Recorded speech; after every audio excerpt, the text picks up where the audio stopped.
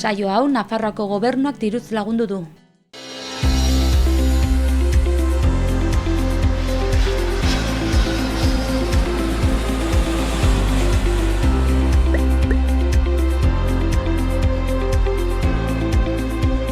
Arratsaldeon. Arratsaldeon. Zer modu zaude? Ondo, zelan zu? Beno, konta iguzu, nor zaitugu? Ni Gaizka naiz, Iruñekoa, Iruin semea, eta, 31 urte ditut, eta, Dublinen bizi naiz. Iruindarra eta bizi zara Dublinen? Orain bai. Bai. Bizi izan naiz hemen Iruñean urte askoz, ikastola, karrera egiten, masterra egiten. Gero Gasteizera joan nintzen, lana bertan aurkitu nun, eta 2 urte terdi, 3 urte eman nintuen bertan, eta momentu baten Irlandara joan nintzen. Zer ikasi zenuen? Nekazal ingenieritza ikasi nun, elikagai industrian, eta gero master bat egin nun, teknologia eta kalitate industrian bertan bai. Orduan, momentu hauetan Dublinen zaude? Hori da, Dublinen, bai. Dela urte terdi joan nintzen ara, eta momentuz bertan. Eta oporretan orduan egun hauetan edo? Bai, hori da. Aste bat opor izan dut, aukera izan dut, galdiak nahiko markiak ziren, eta probestu dut ona etortzeko, bisita bat egitera, eta gero buelta. Bidaiatzea gustatzen zaizu? Bai, desente gainera. Saiatzen naiz alduan guztietan mugitzea, bidaiatu, azkina begiratu non diren merkeago, eta oporrak ditu denean, kanpora. Zer da gustatzen zaizuna bidaiatzeaz? Nik esango nuke jendearen, bertako jendea ezagutzea eta apur bat begiak irekitzea, ez? Bakarrik Iruñeko kultura edo Euskal Herriko kultura ezagutzea, baizik eta beste kultura batzuk ikusi nola den munduan, ez? Eta nondik ibili zara? Latinoamerikan egon naiz, Argentinan, Zentroamerikan, Kuban egon nintzen, eta gero Europako ezin bat herrialdetan, ez? Egon naiz Holandan egon naiz, Grezian egon naiz, Bosnian eta nahiko desente eta Irlanda. Normalean turista bezala? Bai, izan ditut bidai batzuk Gasteizen egon nintzenean lanean, hor izan dituen laneko bidai batzuk, eta bertan aukera izan nun Errusia ezagutzeko, Polonia ezagutzeko, eta gero Espainian bitartean bai mugitu nintzen.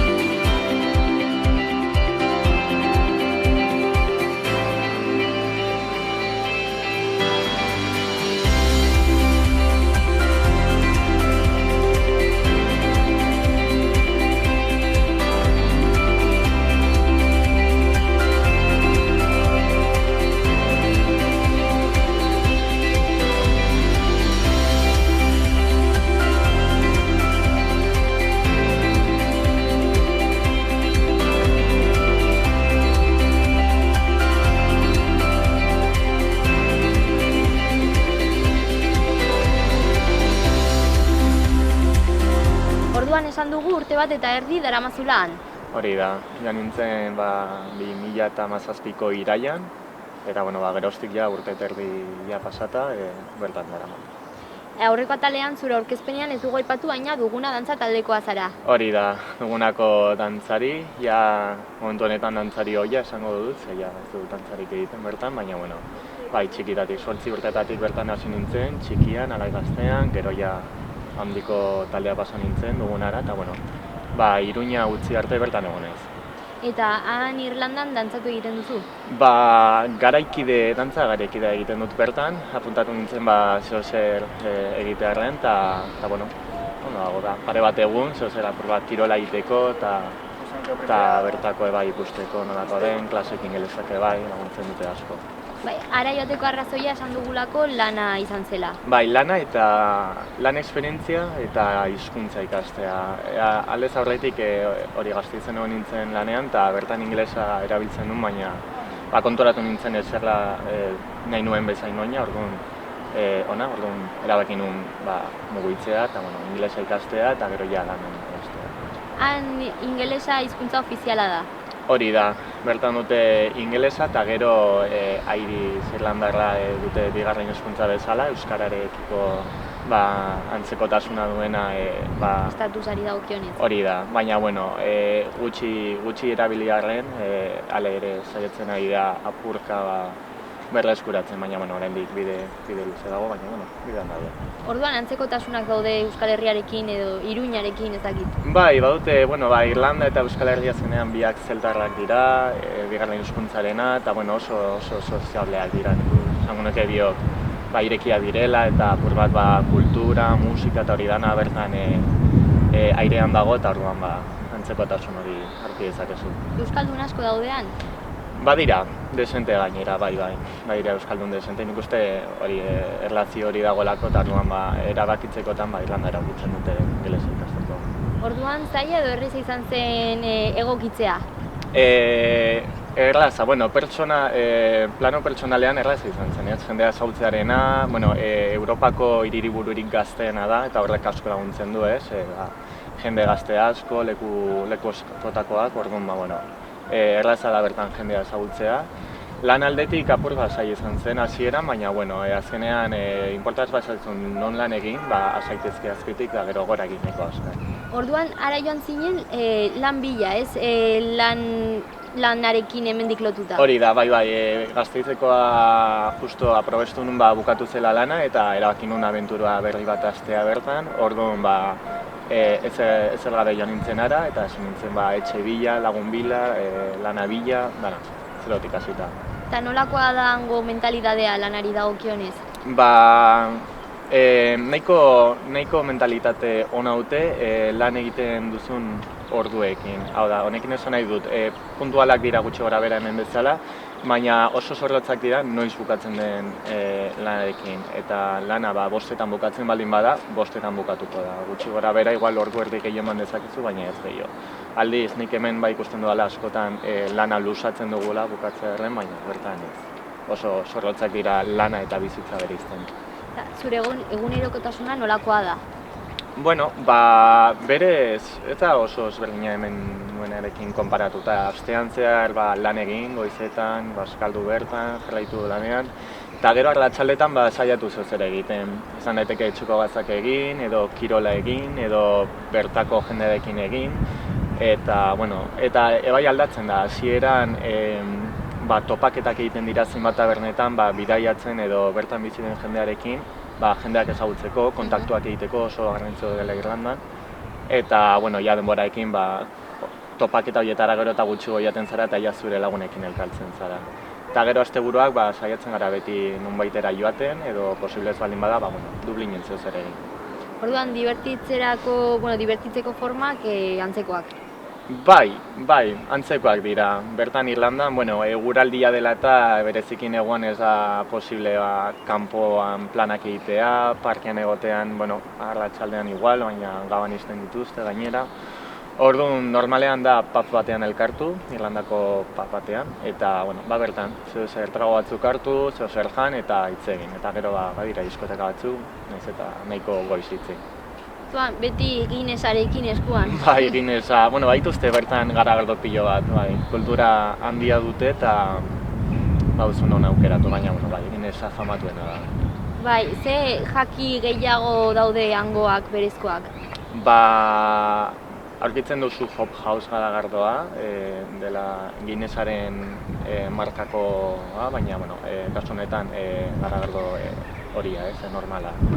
Eta gero baituzu, Irlandako zenbat zonaldeetan baute bere garagardo propioa, ez? Bago Smithwick izeneko beste bat, Corken Guinnessen antzeko beste bat dute, Bemis izenekoa, Galwellen bere garagardoa dute bai, eta gero whiskia, bertako produktu bai.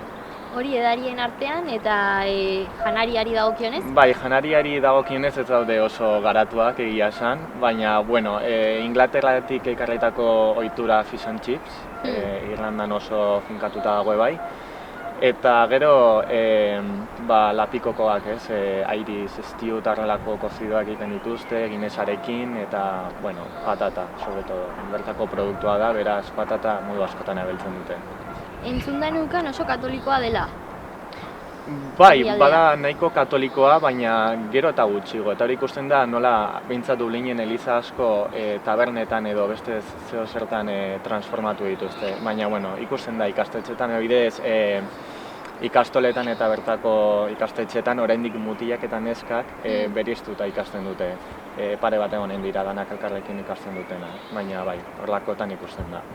Eguraldi euritsua aipatu duzu? Bai, euritsua eta ilunan neguan bereziki. Bai, euria izango da gutxi gara Iruñean bezala, eta lapurtxu bat gehiago, baina okerrena argia da. Zen neguan, goizeko 8:00 ateratzen da eguzkia, eta gero ja arratsaldeko 4:00 iluntzen da.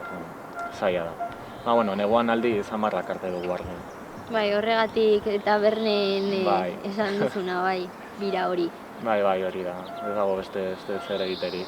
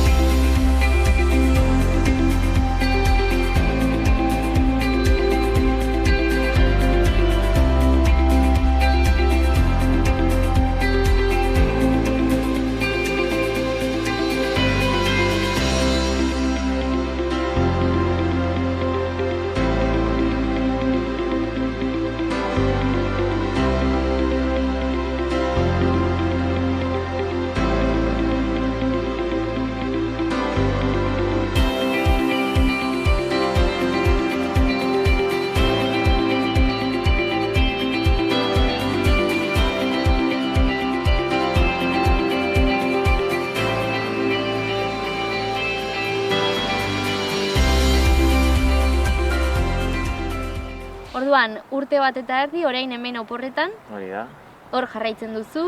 Bai, bertan jarraituko dut momentuz, ez dut bueltatzeko intentziorik oraindik, eta nik uste oraindik urte bat behintzat emango dela bertan. Justo orain lan aldaketa izan dut, eta urtetxo bat gehiago emango dut bertan, eta gero nahiko nuke beste nunbaitera joan, oraindik ez naiz bueltatuko. Torkizunean ikuste baiet, baina oraindik ez. Orduan lan berri bat aurkitu duzu? Hori da, bai, landara joan nintzenean, kamaru bezala, nintzen lanean, jende asko bezala, gero ja beste enpresa batean, teknologiako enpresa batean sartu nintzen, Googleko proiektu batekin, eta, orain ja laborategiko lan aurkitu dut, horian arloko lana, eta, orain ja aurrera. Bai, han teknologia, punta-puntako enpresakan daudelako, Google, Amazon. Hori da, Google, Amazon, Apple eta horrelako guztiak bertan, inpostuak askoz merkeagoak dira, zergaketa, eta orduan bertan daude. Bai. Eta orduan, erraza da lan aurkitzea? Bai, erraza da, oso paro tasa txikia dago bertan, eta lan egin nahi baldin baduzu aurkituko duzu. Gainera soldatak bertan altuagoak dira, bizitza eta bereziki etxeak oso garestiak dira, baina lana bilatzekotan aurkituko duzu zer. Duan, etxe bizitzarena hobetu beharreko zerbait? Bai, jendean hitz etorri da, hori lehen zandakoa, munduko leku askotatik eta Dublinera, eta jende asko dago, baina etxe bizitzak gutxi daude eta nahiko garestiak, orduan, jendeak elkarbanatzen du, baina beste modu batean, ez? Guk normalean etxe bat 3, 4, 5 pertsona bakoitzak bere logela du, eta Irlandan aurki dezakezu inoiz, nik hasi nintzenean etxe bila ikusi nun non etxe batean 18 pertsona bizi ziren, eta egongela erakutsi eta egongela 3 litera zeuden, eta bertan lo egiten zen hostel bat, baina oso kaskarra, ez? Orduan, zaila oso aurkitzea, eta inkluso nik hau nintzen hasieran 12 pertsonako etxe batean, eta, egoera nahiko beha zen momentu horretan, ze logela banakakoak edo bikotentzak ziren komunarekin, baina hori ez da normala. Eta, gaur, egun azkenan denbora eta gero nire etxea lortu nuen, eta orain ondo, baina bai. Handik zer da gehien deigarriena zuretzat? Nirentzat, esango nuke musikarekin duten zaletasuna. Kaleetik ibiltzen baldin bazara eta Temple Barraria dela famatuena, bertan ikusiko zu jende anitz kalean musika jotzen eta kantetan eta horrela, eta oso polita da, ikusten duzu nola bertako guztiek bakite musika. Esan duzu, zure planetan dagoela, behintzat urte bat gehiagoan egotea. Hori da, bai. Eta gero, badaukazu ez dakit ideiarik. Ez dut oso argi nora joan. Gustoko izango nuke Asiara joatea inoiz. Hori izango dela kultura aldaketa oso handia, baina hurrengo erronka izan daiteke hori, ez? Ja, behin atzerra egaten zarela, probestu behar da hori, ez? Beste leku batetara bidaiatzeko eta bai ezagutzeko, eta ona etorri baino lehen, beste zer ezagutu. Bai, momentuz gaztea zara, hau ezagutzen duzu? Bai, hori da. Gaztea naiz. Bai, baina behin ateratzen zarela, ondago probestea eta beste lekuak ezagutu, eta lan esperientzia lortu, eta gero bueltatzen zarenerako apurtxo bat kurrikulum hobea izatea. Orduan, gomendatuko zen nioke jendeari atzerrira joatea? Bai, gomendatuko nuke, ziur, eta gero Irlandarekin oso aukera ona izan daiteke lehenengo aldia bezala, ez dago Iruñetik oso urrun, eta lana dago, gaztea da bertako jendea, orduan gazteentzat oso aukera ona da, eta behin urte bat, 2 urte eman ditutzula bertan, aukerak dituzu gero beste nunbaitera mugitzeko, asko ikasten da bai. Mila esker Gaizka. Mila esker zuei.